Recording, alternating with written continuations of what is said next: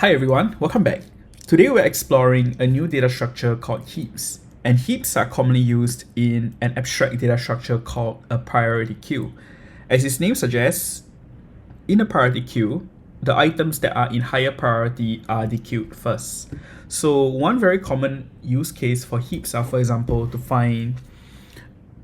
organize numbers such that you always have the smaller number at the top of the heap. And the idea is, if you have heaps like this, for example, a minimum heap of numbers, you're able to support finding the minimum number inside this heap using the top operation in this case. And in this case, this would be O1.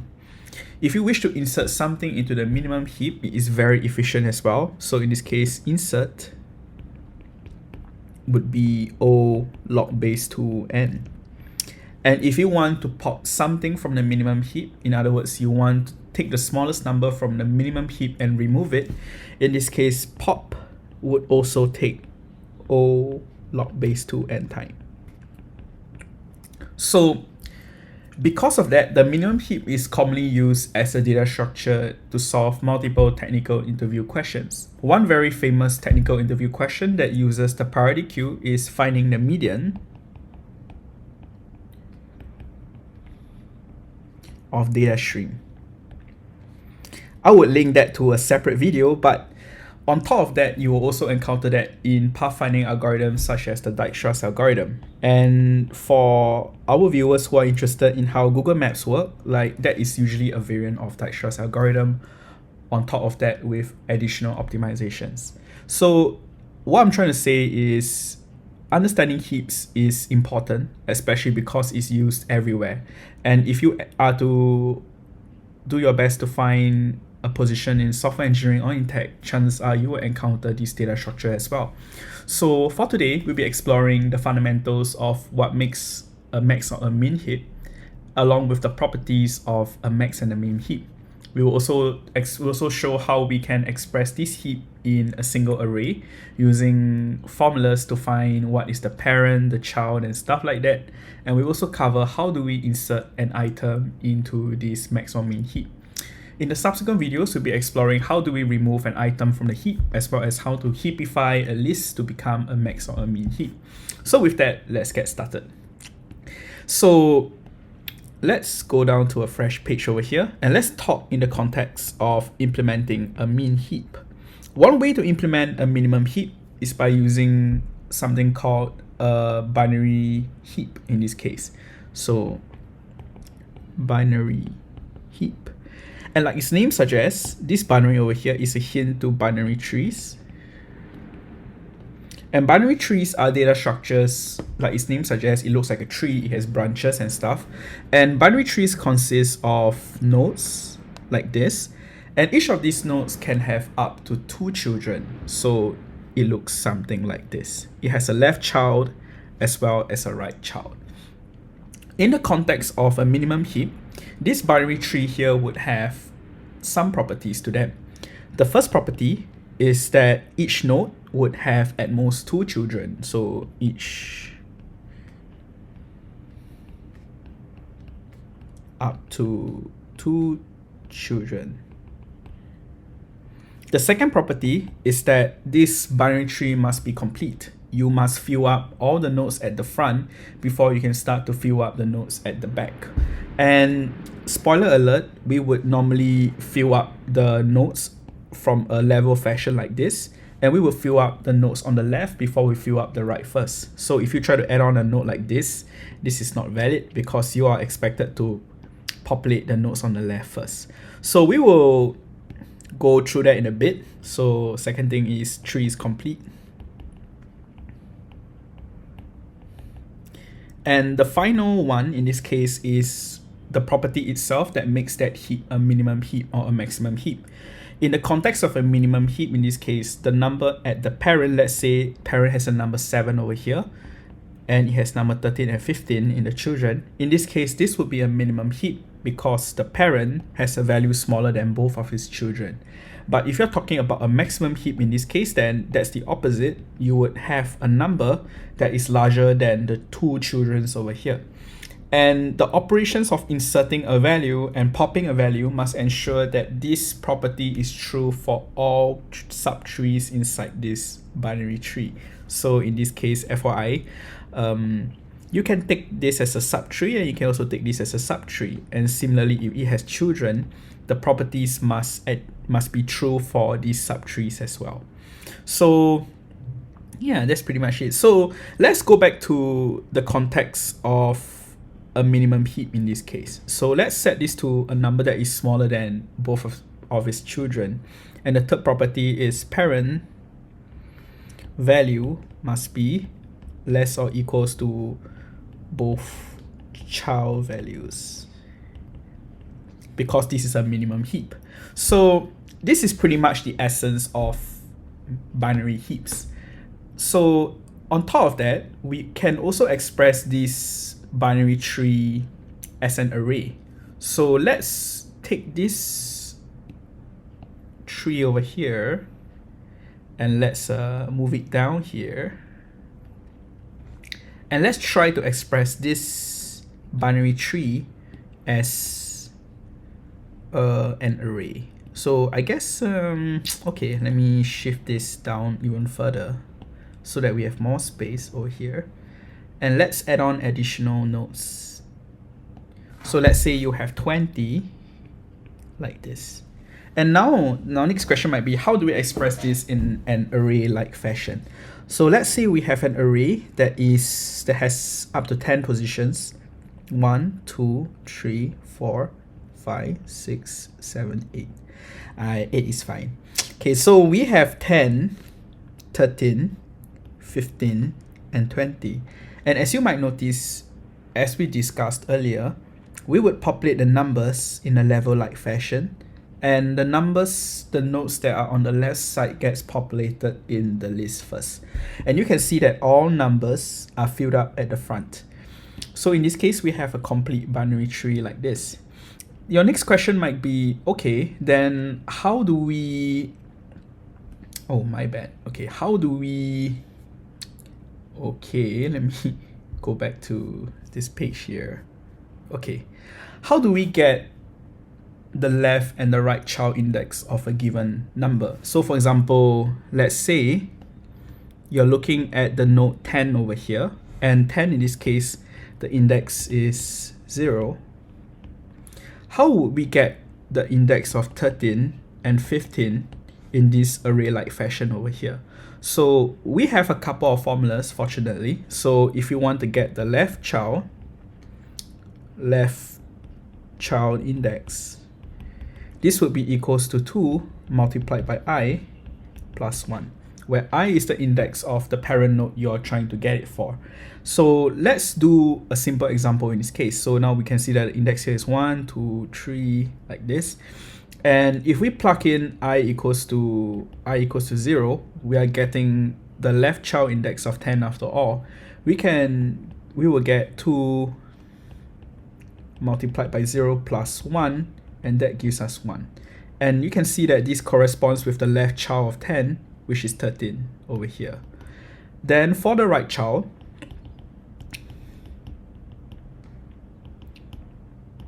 this would be 2 multiplied by I plus 2. And if we plug in I equals to 0, we will get 2 multiplied by 0 plus 2, giving us 2. And this corresponds with the index at the number 15. And these are pretty much the formulas.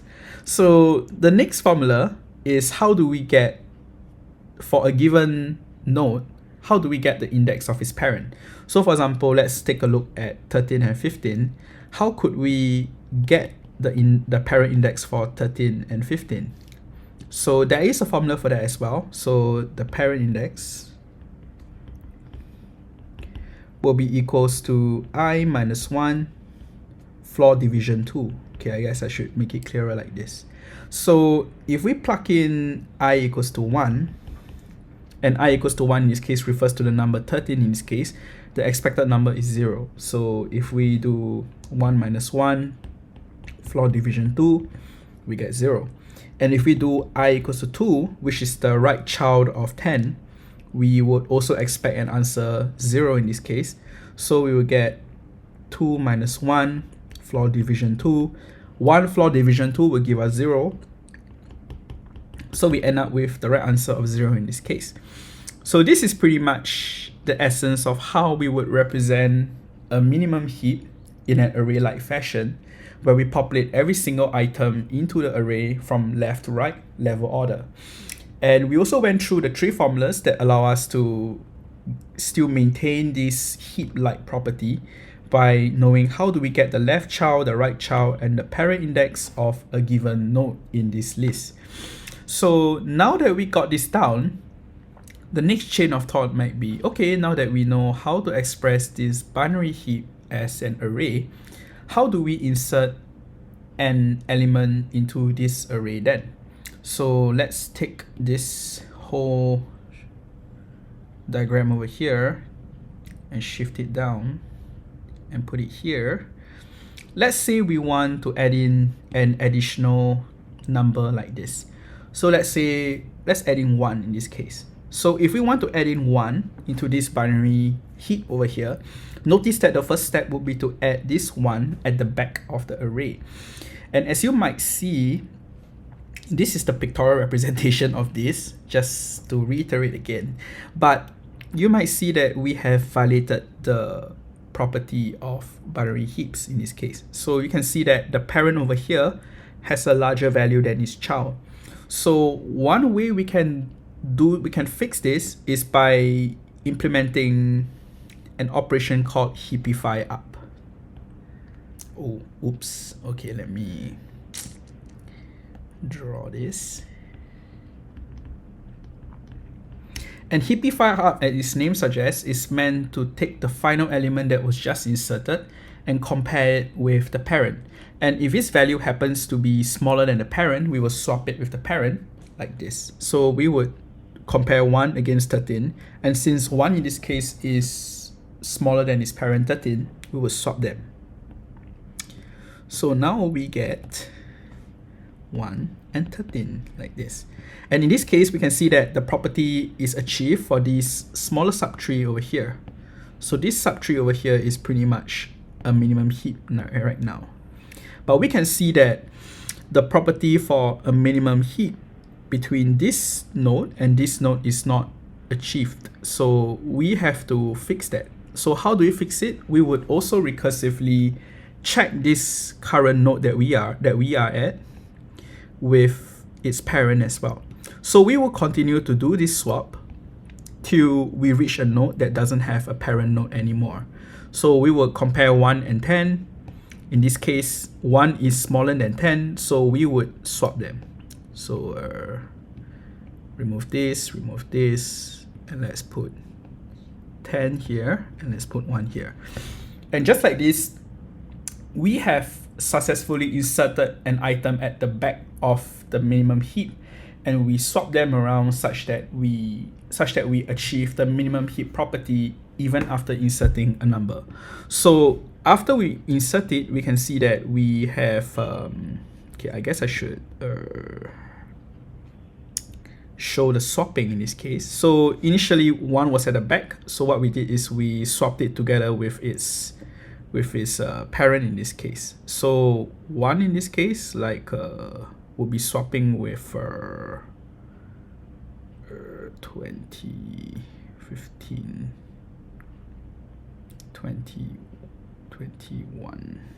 So 1 in this case would swap with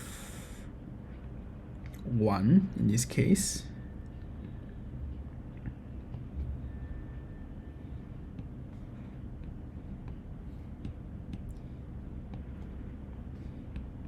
And what we did is we did a second swap between this one and this over here. So we get 1 and 10. And if we check all of the values in the list again, 1, 10, 15, 20, 13, yep, this is achieved. So this is pretty much how we would insert a value inside a minimum heap. So now, at this checkpoint, let's do our best to implement this in multiple languages. Now that we have the theory down, let's try to implement this minimum heap in C++. The first step is to define our own namespace. Let's call this namespace myStd. And inside this namespace, we'll be defining our minimum heap over here. So let's define the minimum heap class over here. And the next step will be to define a couple of private attributes. The first attribute would be the size. And this size represents the size of the current minimum heap. The next step is to define the capacity. And like its name suggests, this is the capacity of the minimum heap. Finally, as we are using a single heap over here, a single array to represent this heap, let's define an in pointer to a heap over here. And in the constructor, in a bit, we'll be defining the size of this heap. So the first step will be to define the constructor of the minimum heap. Let's define this constructor to return back minimum heap. And inside this constructor, we will specify one parameter, the capacity of this heap. Now that we have this parameter, let's assign this to this minimum heap object's attribute. So let's do this capacity equals to capacity. The next step is to define the size. Let's set the size to be equals to 0. This size represents the current size of this minimum heap. And finally, let's initialize this heap to be an integer array of having the same size as the capacity like this. Now that we have the constructor, the next step is to define the insert method that allows us to insert one integer into this minimum heap. Let's first define a public method. Let's call this insert. And this insert over here would take in an integer. So let's call this value. And the objective of this insert is to add this value into the heap such that the minimum heap property is still maintained. To do that, as we discussed, the first step is to set this value to the back of the heap. So to do that, let's do heap.size equals to value. Oh yes, of course, one thing that we have to check before inserting is to ensure that the current size is not equals to capacity. In other words, the heap is not full. So let's do this by checking whether if size is equals to capacity. And if that's the case, we would throw an error. So let's include the standard libraries std_accept. And std_accept has a convenient exception object, or rather class, throw out of range. I think throw new standard out of range object like this. And over here, we'll be specifying the error message to be thrown. So in this case, let's specify heap is full. Now that this is done, we would set the value to the end of the heap and we will increment the size by 1. So to our viewers who are curious why we were able to use the size as the new index for this value, fortunately arrays are 0 indexed. So the current size of this heap before insertion is pretty much the index of the new value. After that, we will be calling heapifyUp over here. And heapifyUp, as we discussed previously, is meant to check the final element inside your heap with its parent. And if its parent happens to be smaller than the current child, this current value, then we will recursively swap them until this is no longer the case or until we reach the top of the heap. So this heapifyUp method is not defined at the moment. We'll be defining it over here as a private method. So over here, we will define heapifyUp. And in this heapifyUp, the first step is to get the current index of the final element. So current index equals to size minus 1 because the heap is 0 indexed. The next step is to check recursively while this current index has a parent. We will proceed to get the current parent index. And with this parent index, we will compare whether if the parent is less or equals to the current index. If that's not the case, we will swap them. So if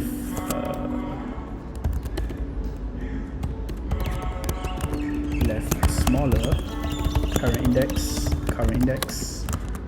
then we will perform a swap between the parent index as well as the current index. So as you might have guessed, we have used 3 methods over here, but they are not defined, sorry, actually 4.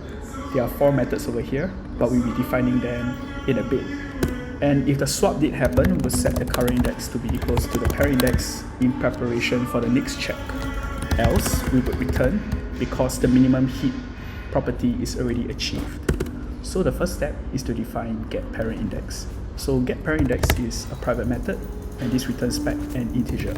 So get parent index over here, it takes in index, and the formula for getting the parent index is pretty much index minus 1 floor division of 2. So minus 1 divided by 2, and we'll be calling the standard floor method on this. So this floor method is part of the CMath library, so we'll be including that. Okay, the next step is to define hasParent. So hasParent in this case is a private method that checks whether if a given index has a parent. So to do that, this would be hasParent. You'll take in an index, and the check is very simple. It's pretty much getting the parent index of this current index and checking if it is not out of bounds. So the next step would be left smaller, and left smaller in this case, like its name suggests, it returns true if the item at the left index is smaller than the right index. So let's define the left index and the right index, and this would return heap at left index less than equals to heap at right index. And finally, the swap method. In this case, the swap method takes two indexes and swap them in place. So this method doesn't return anything, so we will specify a return type of void. In this case, we'll have a left index and the right index to swap as well. And to do that, we will define a temporary integer pointing to the value of the heap at the left index. Once this value is safely stored in this temporary variable, we will proceed to set the left index value to the right index value, and we will set the right index value to this temporary variable that we have defined. So at this point of time, it looks like everything looks great. 1, 2, 3, 4. Looks like everything is okay for now. So now let's try to do a sanity check by initializing this minimum heap object inside our main method. So let's create our main method over here, and let's try to create our minimum heap over here. Over here we will specify a capacity of 100, and let's try to compile this. So g++ heaps minimum heap.c++. Okay, so I guess I made a couple of mistakes here, but on line 12 I forgot to put a semicolon over here. And heapifyUp, oh yes, of course, I forgot to specify the return type of heapifyUp in this case. It's supposed to be void. So let's compile this again. Looks like I made a mistake on line 49. Oh yes, of course, I forgot to specify the return type of insert. In this case it's void as well, because the insert method changes, pretty much mutates the state of heaps, and that's about it. Now let's try to spin this up. Okay.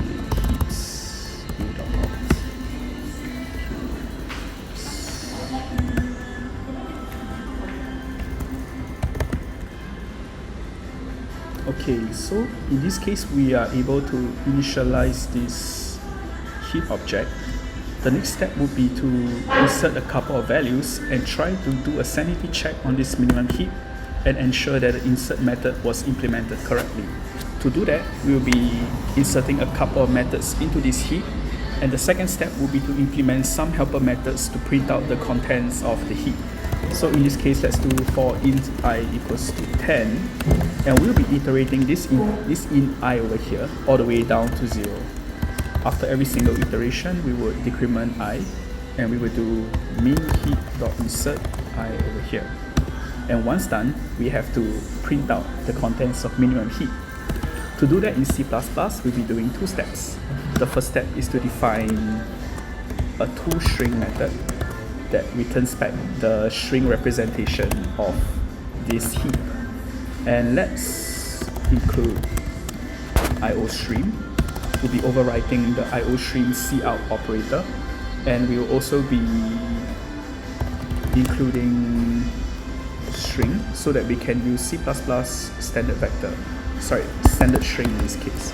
So to print out the contents of this heap, we'll be iterating through all values in this heap from index 0 all the way to the final index in this case. So for So let's first define a mutable string. Okay, standard string, current string equals to empty string. And what we will do is we will initialize int to equal to 0, in less than size minus 1, I++. So I'll get to it in a bit. Why did we choose to iterate to size I minus 2 instead of size I minus 1 over here? So over here, we will take the current string and we'll append it with the value of heap at this current index. And we will also add it together with a comma over here to separate the values over here. The next step afterwards is to concatenate this with the final value in the heap. And in this case, notice that we did not append the comma over here just for prettiness sake. We do not want to have a comma at the back of the formatted string. So we will return current string like this. This is also a standard method, so I should specify that it's from the standard method as well. So looks like everything is fine. The next step will be to override the output stream objects method. So let's do std ostream. This is a method that returns back the reference to the same ostream object. And in this case, we will be overwriting the operator, which is the output operator to cout. And this operator here takes two parameters. The first parameter is the ostream object itself. So in this case, let's specify this as a current ostream object. The second parameter is the minimum heap itself. So min heap. This is the heap, and this is a reference to the heap as well. In this case, we will be returning the cout of min heap. And over here, we will be calling the heaps toString method that we just defined. This method over here, just to recap, it formats the contents of the heap nicely into one string over here. So we would just call this same method that we've just defined, and that's pretty much it. Of course, I forgot that this is a standard cout, so this should be fine. And character, looks like everything is fine. And because we overwritten the ostream's cout operator to support printing minimum heaps, we can do cout min heap like this, and this would work. Okay, assuming I didn't make any subtle mistakes over here, let me check the contents of this implementation.